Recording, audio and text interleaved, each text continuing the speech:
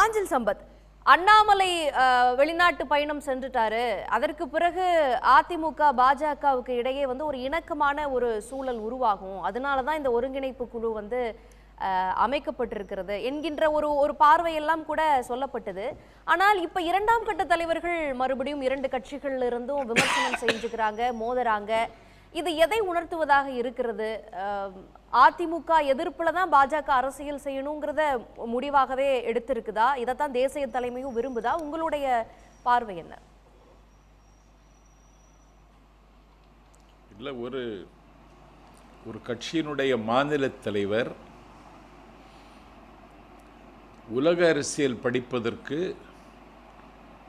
வெளிநாட்டுக்கு போக விடுமுறை எடுத்துக்கொண்டு போன சரித்திர விசித்திரத்தை இந்த நாடு இப்போதுதான் பார்க்கிறது.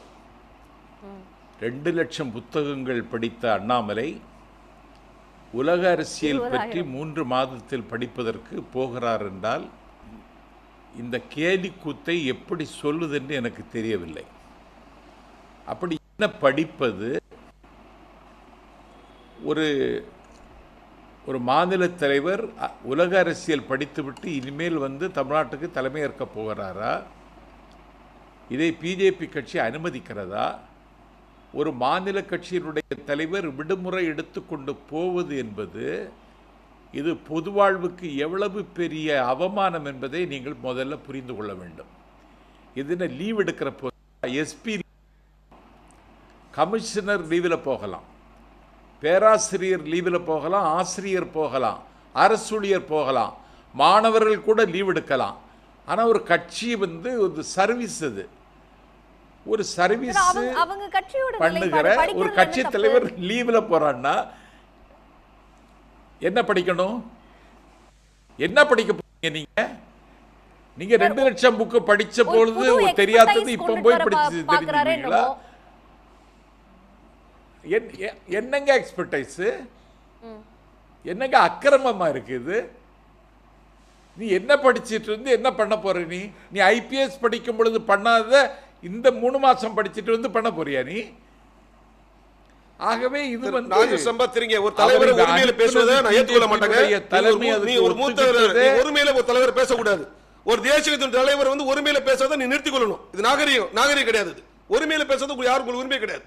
நாகரிகமா பேசுங்க. அவர் பேசட்டும். நீ நான் பேசக்கூடாது தலைவர். இது நாகரிகம். அவன் கண்டிக்கிறேங்க. இவங்க ஒரு ஆள் பேசிட்டு இருக்குமா வழிமறிப்பாங்க, ஒரு பேசிட்டு இருக்குமா இடைமறுப்பு செய்வாங்க. அது மாதிரி என்ன நீங்க மரியாதை கொடுத்து தலைவர் பேசுறது நாகரிகமா? தமிழர் பண்பாடாது. நீங்க உரிமையில பேசுறது தமிழர் பண்பாடா, கலாச்சாரமா? தமிழர் பண்பாடா பத்தி நீ எனக்கு சொல்லி தர வேண்டிய அவசியம் இல்ல. பேசாம இருங்க. அடுத்த பாயிண்ட பேசிட்டோம். நீங்க ஒருமையில பேசுனா சார், அதையே நம்ம பேசிட்டு இருக்க வேணாம். அக்குறி என்று சொல்றதுதான் பண்பாடு, தமிழர் பண்பாடு. பாஜக கார்ப்பரேட் கம்பெனிங்கிறது ஜெயக்குமாருக்கு இப்போதுதான் தெரியுமா? அத்தானிக்கு துறைமுகங்களையும் விமான நிலையங்களையும் தாரை வார்த்து கொடுக்கும் பொழுது ஜெயக்குமாருக்கு பாஜக கார்ப்பரேட் கம்பெனின்னு தெரியலையா? மோடி பாரிஸுக்கு போகிற பொழுது இந்தியாவினுடைய வெளிவிவகாரத்துறை அமைச்சரை அழைத்து செல்லாமல் அத்தானியை அழைத்து சென்ற பொழுது இது கார்ப்பரேட் கம்பெனின்னு ஜெயக்குமாருக்கு தெரியாதா? இந்தியாவில் நடந்து கொண்டிருப்பது மோடியினுடைய ஆட்சி அல்ல, 2 கார்ப்பரேட்டுகளினுடைய ஆட்சி என்று ராஜீவ்காந்தி தேர்தலுக்கு முன்னால் குற்றச்சாட்டு வைக்கும் பொழுது அதை ஜெயக்குமார் கேட்கலையா? இப்பதான் அவங்க கார்ப்பரேட்னு உங்களுக்கு தெரியுமா? ஆகவே இந்த நாடகம் நீங்கள் எத்தனை நாளைக்கு நடத்த போறீங்க? எம்டியை மாற்ற வேண்டும் என்று அண்ணன் ஹெச் ராஜா சொல்றார். இது நாடகம் சொல்றீங்களா? இவ்வளவு பெரிய எம்டியை மாற்றணும்னு ஹெச் ராஜா மாத்தி பேசிக்கிறாங்க 2 பேரையும். இதுல என்ன நாடகம் இருக்க முடியும்? அதத்தான் கேக்குறேன். எம்டின்னு சொல்லி எடப்பாடி பழனிசாமிய அண்ணன் ராஜா சொல்றாரு. அப்ப அவங்க நோக்கம் என்ன? எம்டியாக எடப்பாடி இருப்பதை அவங்க விரும்பல. சரியோ தவறோ ஒரு நாடகமாவது நான் பிஜேபியை எதிர்க்கிறேன்னு ஒப்புக்கு சொன்னதை கூட இன்றைக்கு அதை ஒரு வினையாக அவர்கள் பார்க்கிற பார்வையில் என்ன இருக்கு? அப்போ வளர்ந்து மக்கள் மன்றத்தில் செல்வாக்கு பெற்ற ஒரு கட்சியை ஊடுருவி உருக்குலைத்து உடைத்து நொறுக்க வேண்டும் என்று அவர்கள் போட்ட திட்டம் நடைமுறைப்படுத்த அவங்களால முடியலை.